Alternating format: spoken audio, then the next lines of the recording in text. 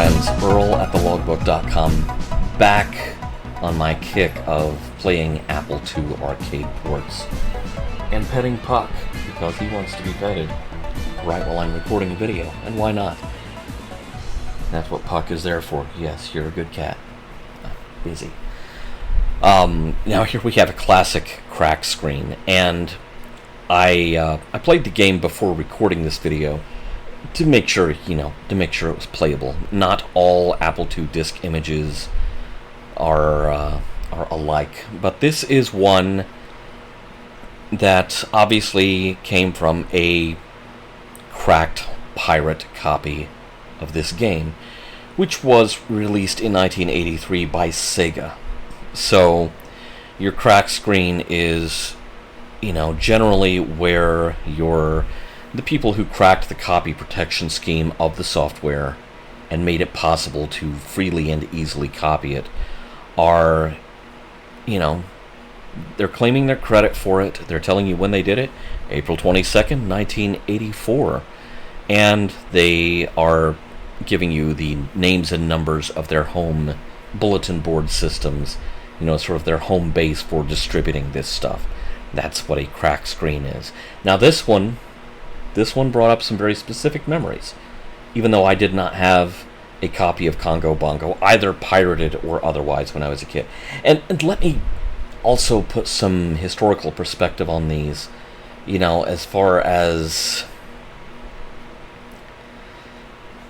software piracy goes. I think we can all agree that is a net negative. However, what we are finding is that a lot of Apple software, commercially released Apple II software, and this may also be the case with other systems, such as the Commodore 64 and what have you, is that the cracked versions are what is making it possible for us to play this game in the here and now. The software, generally speaking, has not been altered. It's just they've stripped copy protection off of it, put their names on a screen that shows up when you boot up the machine, but the copy protect schemes actually have a tendency to kind of stymie modern software that would rip a disk image that we can play in a modern emulator. So, for good or ill, whoever cracked this game on April 22nd, 1984, may actually be who is responsible for us being able to play this game in 2021.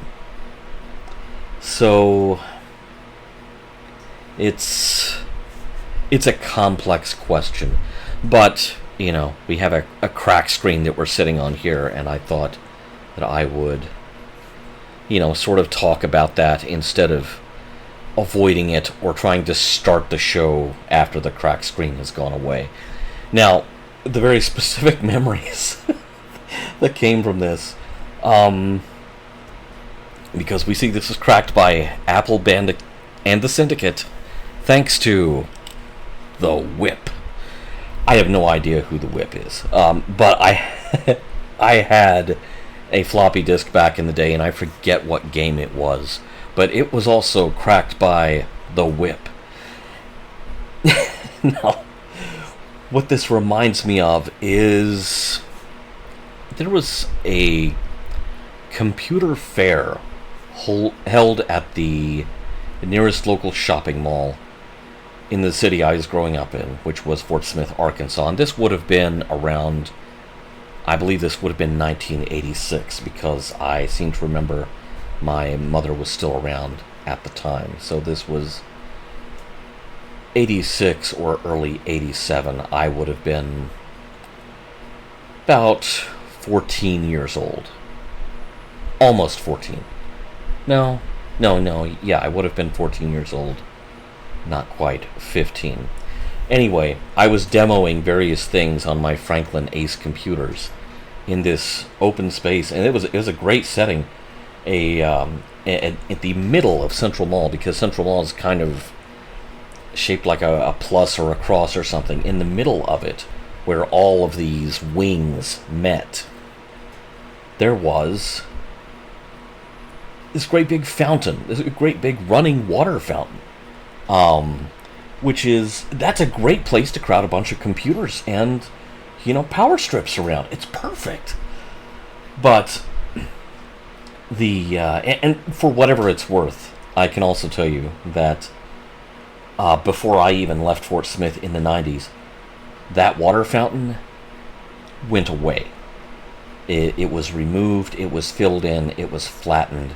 It was just this big empty space, and you would have, the coin-op merry-go-round machines and the ride-on attractions there in the middle, with no rhyme or reason. As much as I make fun of setting up a bunch of computers around a running water fountain, the place was a lot less atmospheric without it.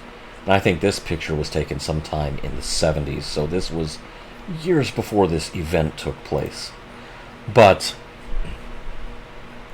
at any rate, this computer fair, I was demoing games, I was demoing software. I'm sure I demoed the Newsroom, which is a program. It was a desktop publishing very early desktop publishing program for the Apple II that was actually being used by my junior high school journalism class to lay out our paper and print it out on a dot matrix printer, which really reduced basically the running costs of the school paper. It was a wonderful thing, and I had figured out how to do some very strange combinations of the Newsroom and the print shop and other things. Like I had this gadget called Computer Eyes that would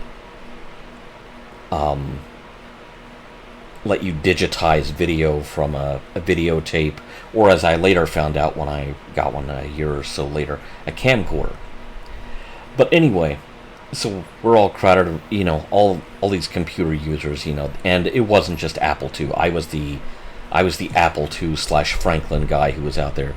There were people from the Commodore Computer Club who were out there, many of whom I knew very well, including a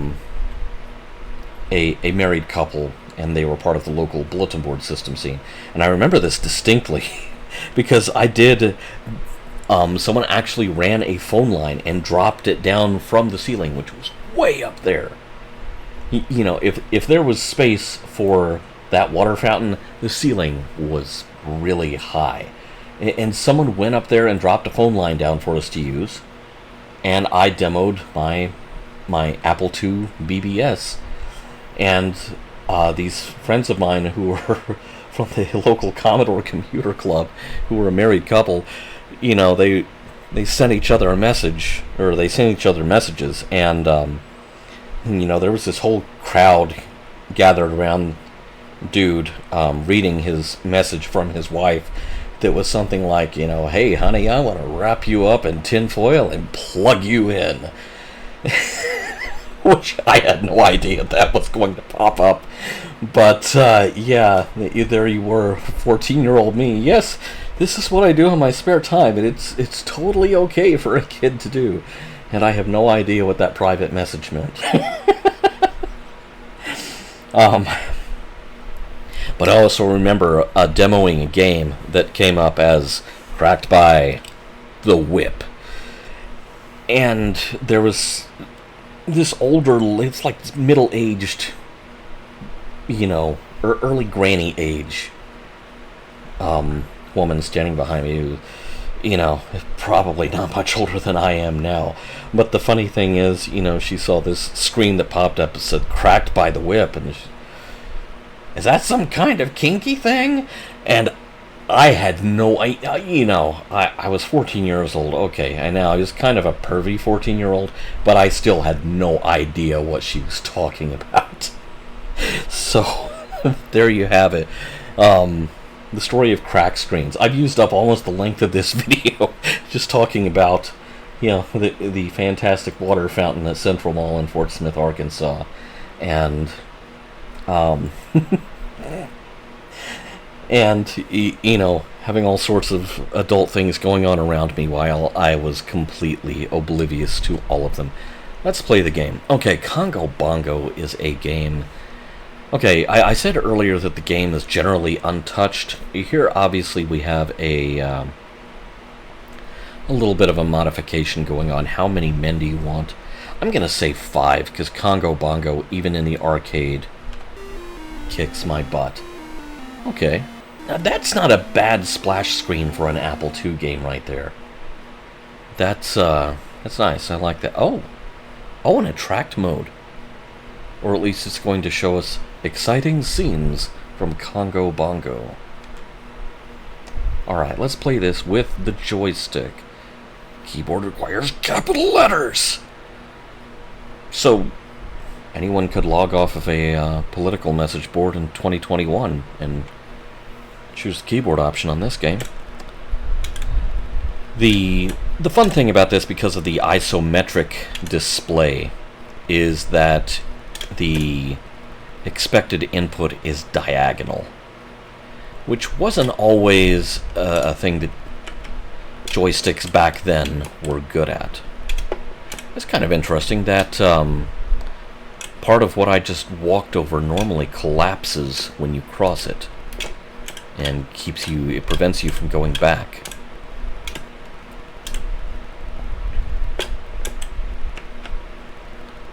Ooh! It's kind of interesting that all of the moving sprites in this game are they're just white with negative space. Like the scorpions there that I almost walked into.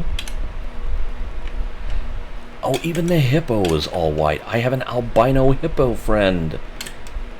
A far cry from the rainbow hippos on the Atari 2600. Come back, albino hippo friend. What did I do wrong?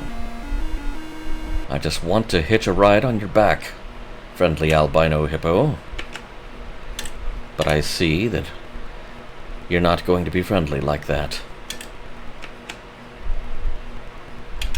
Either that or I just misjudged. Oh, I was bitten by a snake.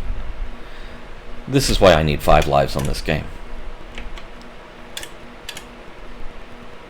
Because I get into characters, whatever Intrepid Explorer this is, and start doing really bad Australian accents. Okay.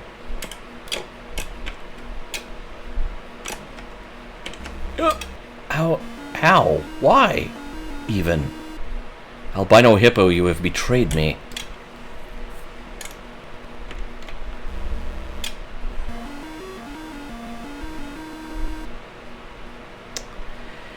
Well, I may have to use 5 lives twice to get anywhere in this game.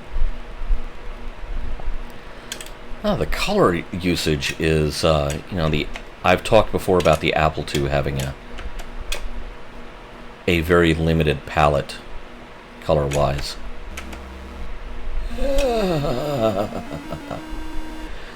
My favorite color is death.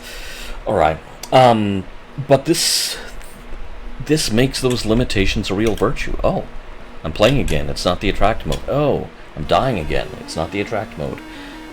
Okay, so yeah, once you've pressed any key to play, it's you, baby. You're up. You're playing, whether you want to be or not. Alright, albino monkeys, get out of my way. I'll be with you shortly.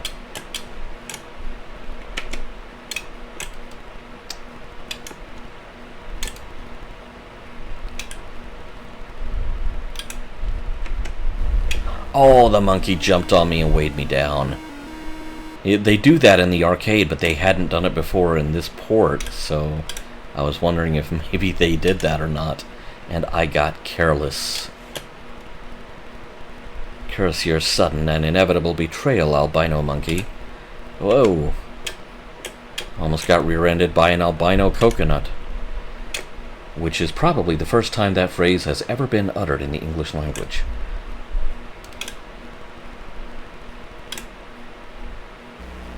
Well, that wasn't very graceful of me. Okay, apparently I'm going to spend this game showing you 23 unique ways to die in Congo Bongo.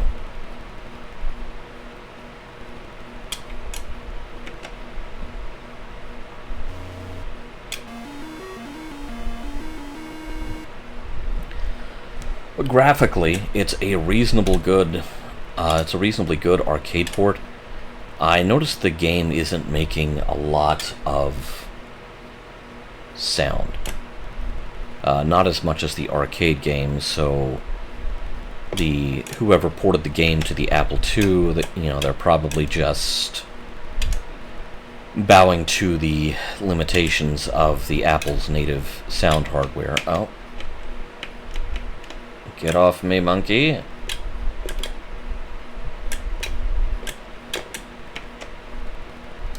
Alright. I was afraid I was going to have an albino coconut problem there.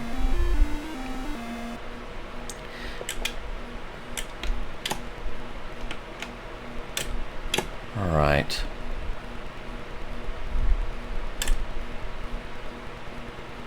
Hold up, albino hippo. I need you to give me a lift. Well, that didn't work at all. So there is Sega's Congo Bongo for the Apple II in 1983. I'm sorry I took up so much of the video with reminiscences of things completely unrelated to Congo Bongo, except as they were related to the whip. But